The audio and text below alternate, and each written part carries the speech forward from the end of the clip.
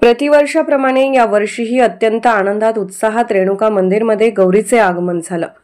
पहिल्या दिवशी भाजी भाकरी आणि दुसऱ्या दिवशी दिवाळी सणाचा फराळ, 16 प्रकारच्या भाज्या, पुरणपोळीचा नैवेद्य, सुवासिनी पूजन हे मोठ्या आनंदात पार पडले व संध्याकाळी मंदिर परिसरातील सर्व सुवासिनींनी जिम्मा फुगडी, पिंगा, फेर, काटवट काना अशा पारंपरिक खेळाचा आनंद लुटला आणि गौरी जागवल्या। मंगळवारी सकाळी दोरा घेण्याचा कार्यक्रम पार पडला। हे करत असताना सुजाता पाटील जगवाले बोलल्या, हा कार्यक्रम गेली 23 वर्ष अविरत जोपासत आहोत। त्यामध्ये मंदिर परिसरातील हिंदू मुस्लिम परिवार एकत्र येऊन गौराईचा नैवेद्य करतात।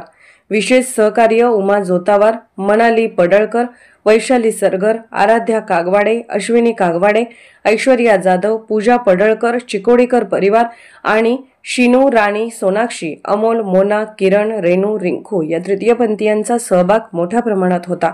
यावेळी येणाऱ्या काळामध्ये सर्व भाई भक्तांना, दुकानदारांना सुखात आनंदात भरभराटात ठेवू दे ही त्यांनी प्रार्थना केली।